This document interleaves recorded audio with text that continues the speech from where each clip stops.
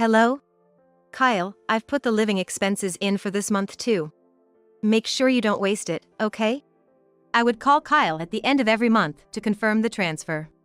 Being a boy, I thought he might find it annoying if I contacted him too often. But still, I wanted to hear his cheerful voice at least once a month. Thanks for the $15 allowance every month. I've been eating ramen noodle every day. What? I've been transferring $1,500 to you every month. What? We both were puzzled by what the other had said. According to the bank statement I had in my hand, I had indeed transferred $1,500 to Kyle's account as usual.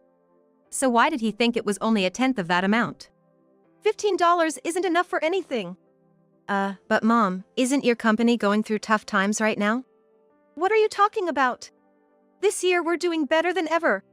I've even been thinking about increasing the amount I send you. At my words, Kyle let out a surprised huh?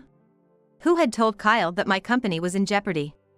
As I pressed him to find out where he heard such a thing, I could feel my temper rising. Kyle, I'll definitely take care of it, don't worry. I hung up the phone, planning to head to Kyle's place. I was going to pick him up and then go to the police.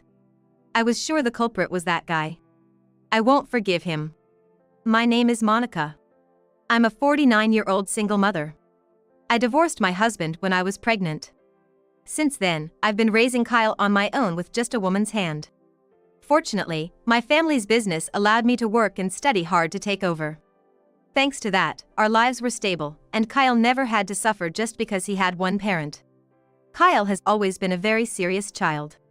Although a bit absent-minded at times, his grades have always been at the top. When my father fell ill during Kyle's elementary school days, it motivated him to study hard with the goal of becoming a doctor. He succeeded brilliantly, entering a prestigious university's medical school at the top of his class. I had planned to fully support his university expenses, but Kyle worked hard enough to earn a tuition waiver, which was a financial relief. I was so proud to have raised a son who worked hard and achieved results. The university was about a 2-hour train ride from our home, and since it would be too much for him to commute and study, I decided to use the money saved from the tuition to let him live near the university. Fortunately, there was a student dormitory available, so we signed the contract. It was inhabited by students from various universities, and Kyle was looking forward to moving in. The dormitory had a rule that even parents couldn't enter. And the moving was assisted by other residents as a way to build community. The manager told us not to worry about it. I felt a bit sad not being able to see his room, but I thought it was part of becoming independent and accepted it. For a few days after he started living on his own, Kyle contacted me regularly. However, after about a week, his messages became less frequent, and after a month, I hardly received any replies. He must have been busy with a lot of things since he just started university and wouldn't have much time to contact me. No news is good news, they say, so I assumed he would get in touch if something came up.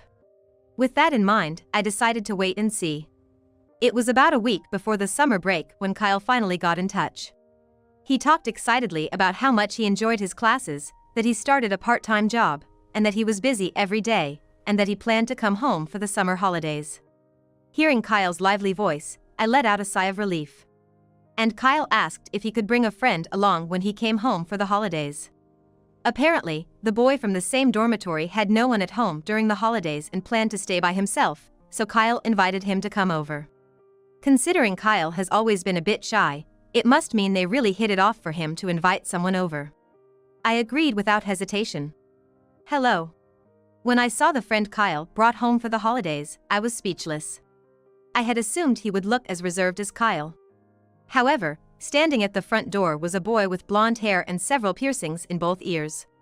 Welcome. Ah, are you Kyle's mom? You're so pretty. You must be popular. Well, maybe? Ignoring my discomfort, the friend, David, made himself at home and sat down on the living room sofa. I wanted to say something about his presumptuous attitude, but I held back because he was a friend of Kyle's after all. During his 3-day stay, David was bossing Kyle around with this and that. It made me anxious, but Kyle didn't seem to mind too much. Hey, Kyle. Let's hit up the arcade. There's no arcade around here. That's lame. If he was bored, he could just go home. Over these 3 days, I grew to dislike David quite a bit. Because he was always clinging to Kyle, I couldn't get any time with my son. He was disrupting our precious family time, and frankly, I wished he would just go home. In the end, David didn't just stay for 3 days, he stayed until Kyle left, and I didn't get any time with Kyle at all. After they returned to the dormitory, Kyle's calls became sporadic. Still, I received a thank you for the money and a brief update on his life once a month, so I believed he would be alright since he was almost an adult. But come fall, I got a call from Kyle mid-month, which was unusual. Sorry, I've been a bit busy and can't work my part-time job. I can't make rent, could you send me some money? Is it because of exams? But I'm not thrilled about you overspending. I'll send it this time, but be careful from now on. When I said that, Kyle replied with a dispirited "I'm really sorry." It was unlike Kyle to run into money trouble, so I had a feeling David might be involved. Hey, is there something you're struggling with right now? I'm fine. Thanks for everything. Don't overdo it, alright? Got it. Kyle's lack of energy in his voice concerned me, but I thought he must be feeling down because it was the first time he had money problems. Then, at the end of the next month, I called Kyle. Hello? Kyle, I've put this month's living expenses into your account. Don't waste it, okay? I always called him at the end of the month to confirm the transfer.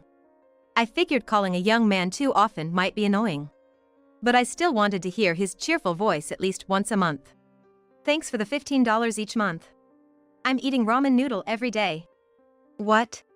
I've been transferring $15,000 every month. Huh? We both were puzzled by what the other had said. According to my bank book, I had been transferring the usual $15,000 into Kyle's account. So why did he think he was only receiving 1/10 of that? $15 isn't enough for anything. But, Mom, isn't your company having a tough time? What are you talking about? This year's been our best yet. I was actually thinking of increasing the amount I send you. Kyle responded with a surprised huh to my words. Where on earth did you hear that my company was in trouble? I managed to find out who said it and it made my blood boil. Kyle, I swear, your mom is gonna sort this out. I hung up the phone, intent on heading to Kyle's place. Once I pick Kyle up, I plan on going to the police station. The culprit is definitely that guy. I won't forgive him. I took a cab from the nearest station and stopped near the student dorms. Then I called Kyle and told him to sneak out. Make sure no one sees you, okay? Why? Just do it. Kyle seemed unconvinced, but he kept his promise and snuck out of the dorm. As he turned the corner and approached the car, I nearly screamed. Mom, it's been a while. Kyle? What happened to you, to your body? He was healthy when I saw him in the summer, but now in front of me was my son, looking nothing but skin and bones. What on earth had happened? I asked Kyle cautiously. Kyle, you've lost so much weight. What happened? At first, Kyle said it was nothing, but gradually he began to explain his current situation. Mom, after I returned from visiting home, you sent me a new bank book for a new account, remember? Since then, the allowance you've been sending has been cut to $15, right? I was really struggling, but I heard from David when I was home that you were talking about folding the company, so I thought life must be tough. I was stunned to hear this. I have no memory of discussing such things with Kyle while he was home. The company has been achieving its best performance this year. I have no intention of folding it. There was something else in Kyle's story that bothered me. Hey, what new account are you talking about? Huh? That's right, I've never created a new account since Kyle was born. Moreover, I've been depositing $1,500 into the same account every month. A horrible feeling came over me. Kyle, let's go to the police. The police? Why? Because someone might be stealing the money I've been sending to you. When I said this, Kyle's eyes widened in disbelief. But then, as if he realized something, he began to think. Could it be? Kyle's suspicions were probably correct. Thinking of how Kyle has been hurt made my heart ache. But the person responsible for this needs to be held accountable. Driver, please take us to the nearest police station. Upon my request, the cab started moving. The taxi driver, having overheard our conversation, kindly took us to the biggest police station in town. When we arrived at the police station, I supported Kyle as we entered. Kyle used to be so conscientious about his diet and was in such good shape due to sports, but now he seems even lighter than me. As we walked, tears blurred my vision. The young man at the police station listened to both our stories and offered words of comfort first. "You've done well to endure through tough times," he said, and Kyle started crying as if a dam had burst. It turns out we've had similar complaints from this student dorm area lately. Really? According to the police officer, in the last month, there have been about 3 families who have come with complaints similar to ours. And all of them unanimously pointed to a person named David as the culprit. Is the person you're talking about by any chance David? I asked, and the police officer sighed and nodded. Kyle was looking down beside me. He probably suspected it, but really hoped it wasn't true. I put my hand on Kyle's back and looked at the police officer. Is there an ongoing investigation? After a moment of thought, the police officer took Kyle and me to a separate room. He asked us to file a complaint. Of course, I agreed and immediately filled out the complaint form. After submitting it, an officer sat down with us and explained the current status of the investigation. David was like the contact person, getting close to the victims to obtain their account and PIN numbers to withdraw the funds. And it seems that they are currently investigating whether a certain man is the one receiving the stolen money. I stood up in shock when I saw the photo they presented. I know this man. Excuse me. Even the police seemed surprised, their eyes wide as they looked over at us. I took a deep breath to calm my pounding heart. Then I began to talk about the man in the picture. That's John Miller, right? He's my ex-husband and Kyle's father. Wait, my dad? Yes, the man in the photo was John, my former husband. The reason for our divorce was a mix of financial issues and affairs. After the divorce, I lost touch with him and never received child support. I thought it better that Kyle not meet him and be influenced negatively, so I never followed up on John's whereabouts. But I never imagined he'd be involved in a police matter. I felt a chill run through me. Basically, Kyle had been scammed by both an important friend and his biological father. Kyle was so shocked that he just stood there with his mouth open. Actually, we've found out that John and David are father and son as well. What? David had told me before that he was the same age as Kyle.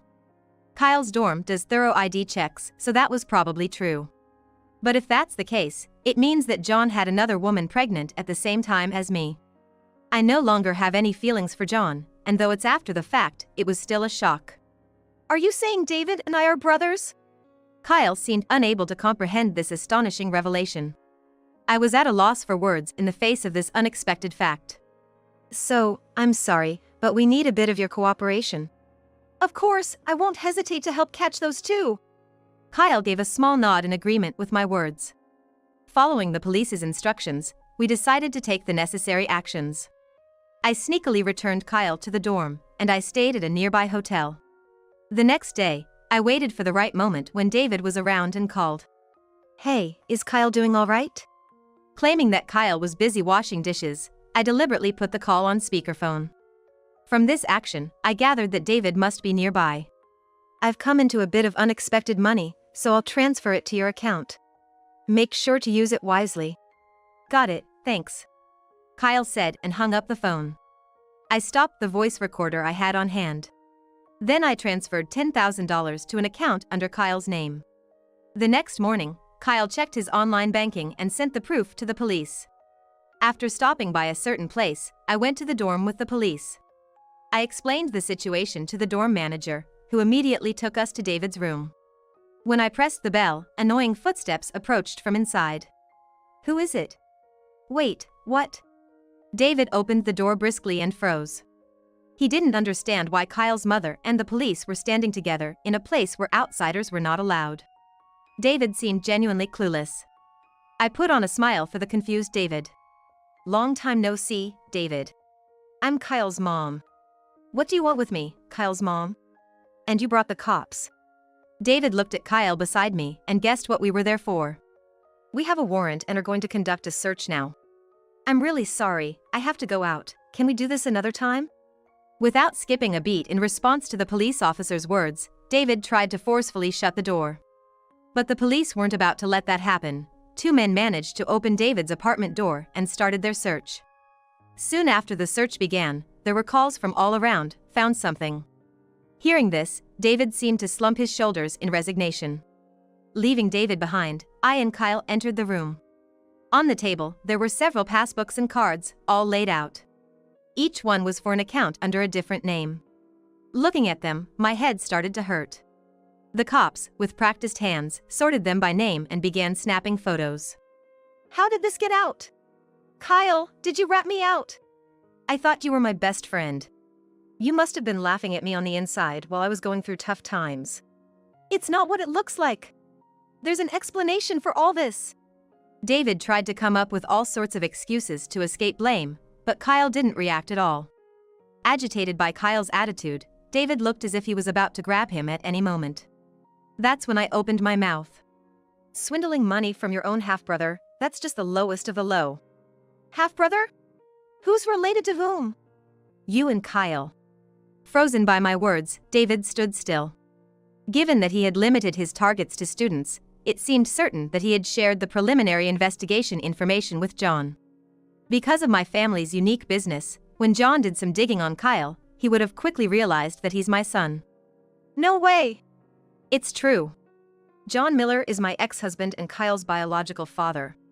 It seems he was having an affair at the same time though, and that's when you were born. As I said this, David sat down in shock. From the police investigation, I knew that David had a sickly sister. After divorcing me, John immediately married his then-mistress.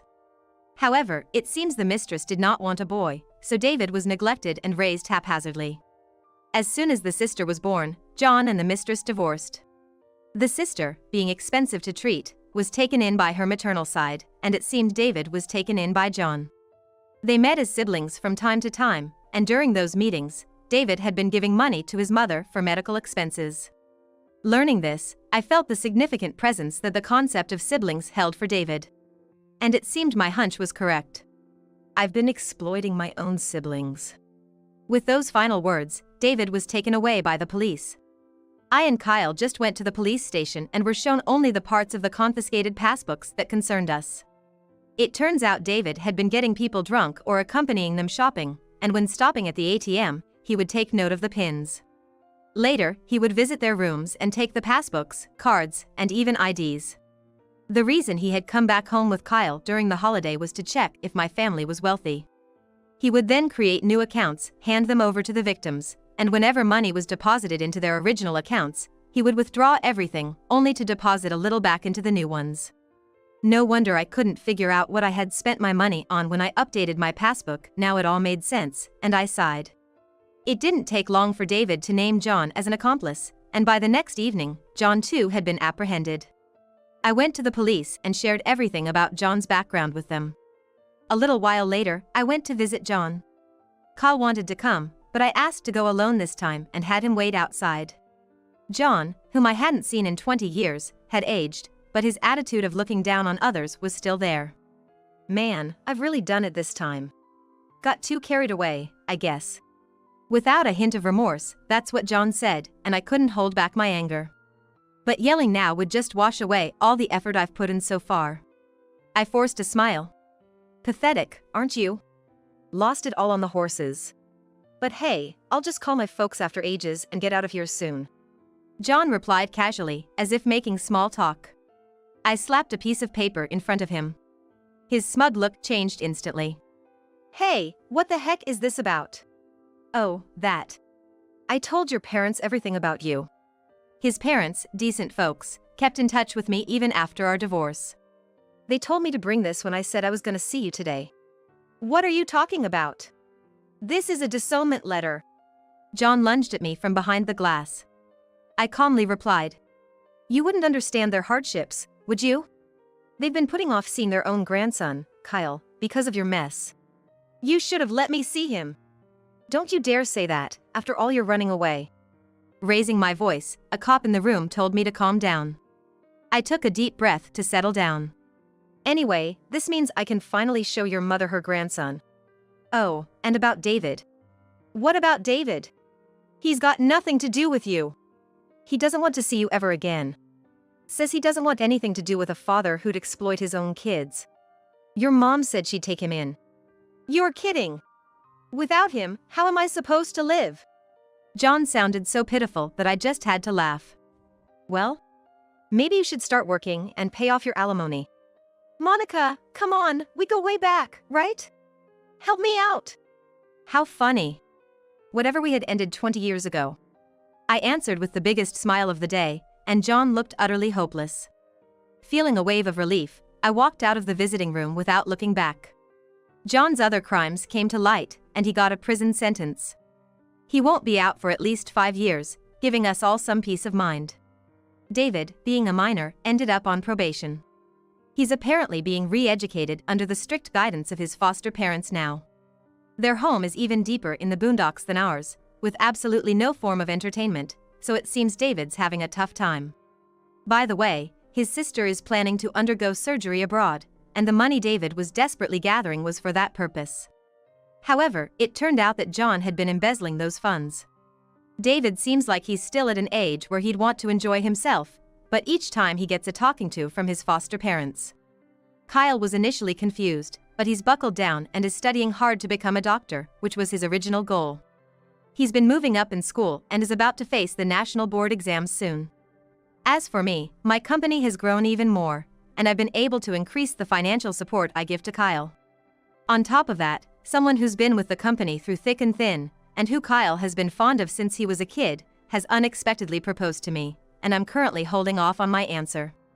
It was Kyle who suggested that this person should propose, saying, "You might as well marry rather than just date." I was a bit impressed, he knows me so well. Nevertheless, with Kyle's clinical rotations and exams coming up next year, the expenses will surely increase. I'm thinking that I should first support Kyle in becoming a fine doctor before I start considering my own future.